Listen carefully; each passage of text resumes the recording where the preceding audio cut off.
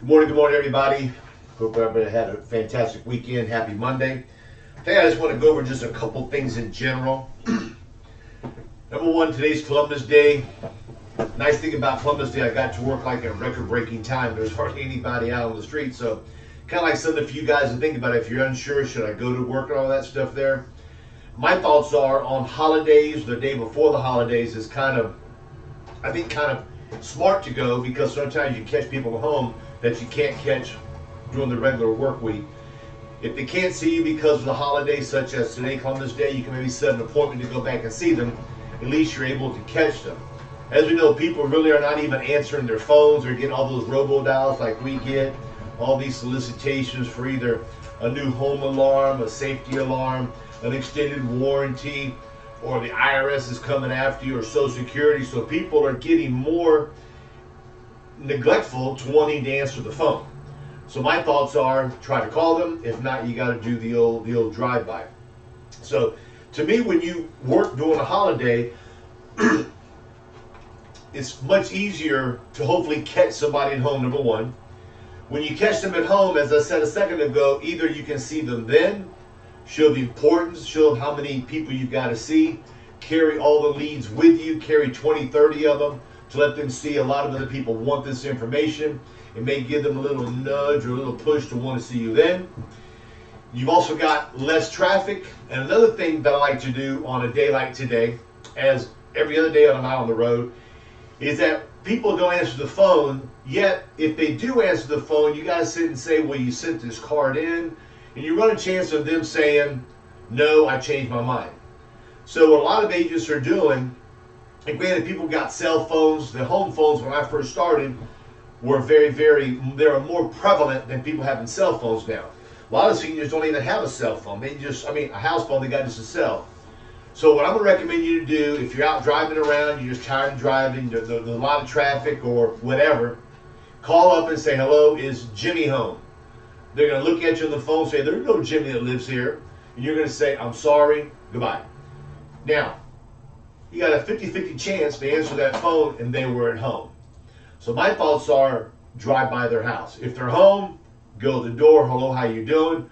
No need to say, I'm the guy that just called. Possibility of them maybe even putting two and two together that you called, they're not going to do it. That's why I'm saying kind of keep it short, quick, and easy on the phone. So, in closing, holidays I think are good days to work because you're able to catch people at home. Tomorrow starts Medicare Advantage, October 15th through December 7th. Any of you guys that are doing it, you still got time to get in the ball game, but yet there's a lot of stuff you got to do the certifications. Yet either you do it now or you do it later. I'd rather do it now, get it over with, get certified to where you can at least get in the latter part of October, the beginning of November. So you want the information, get with Jay or get with Henry. We'll send it to you. It's another stream of income. Okay. Now, you want to do Medicare supplements, we've got carriers that you can do that with.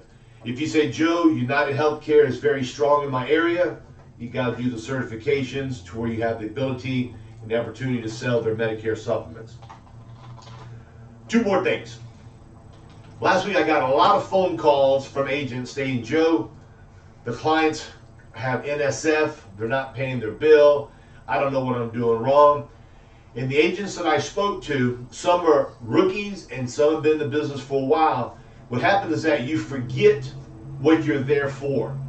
You're there for is to help the person, yet you're also there to provide a living for you and your family. So what ends up happening is that when you go into a home and you tell a client, you've got any time within the next 30 days to pick your draft date, what you're doing is that you're playing Russian roulette because you're hoping that the money will be in the account. So my thoughts is that when you go into a home and you're speaking with them, give them a broad view of what is going to take place while you're there and tell them the companies that you represent work around their deposits. When do you get your deposit in, Ms. Jones? Well, I get it on the second Wednesday of the month. Well, great. The carriers I have, what they'll do is that they'll accept it on the second Wednesday. What happens is that if they get the check on the third of the month, say fantastic, when your money comes in on the third, the bank sends it in for you on the third. when you let them pick a date, this doesn't always happen, yet it does happen because I got phone calls last week. You let them pick the 4th and 5th because they want to make sure the money's there. One thing I'm going to guarantee you is that the money will be there. That's one thing.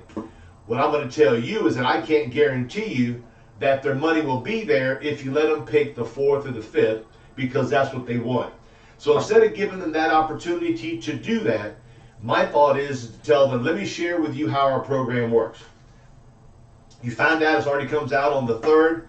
Say what the carrier does. They have it set up to where the people on the 3rd, your money goes in on the 3rd. The computers know when your money goes in. The actual program that we're going to start today that hopefully you can get qualified for is going to come out on the 3rd. Joe, what if they say they don't want it on the 3rd? Well, don't just give in the first time, okay? Tell them, well, the company has it this way to where you're going to get a discount if you do it on the 3rd on the date your money comes in. No.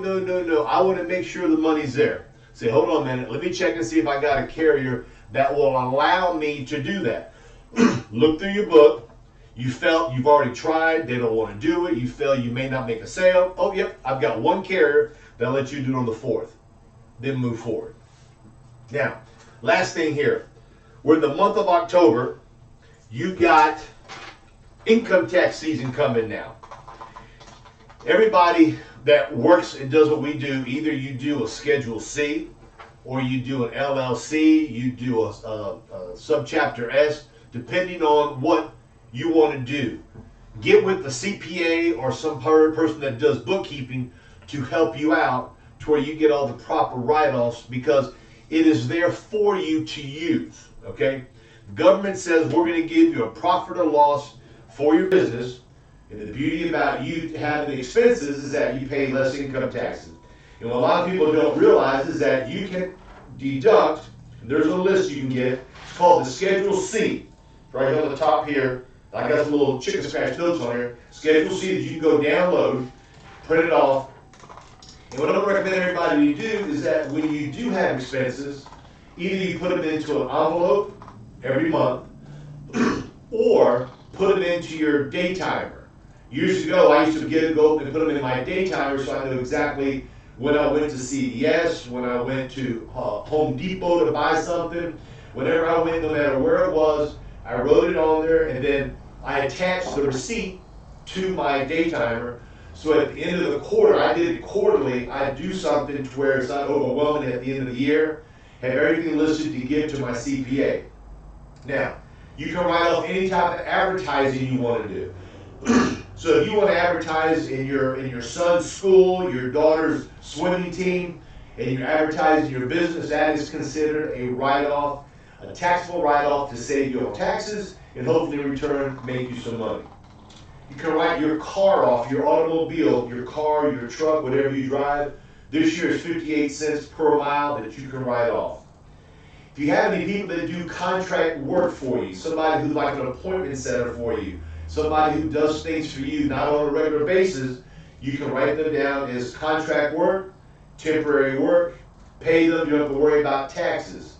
Somebody who works for you on a regular basis, that's considered as an employee, may have to start taking out taxes on them and doing the 941s.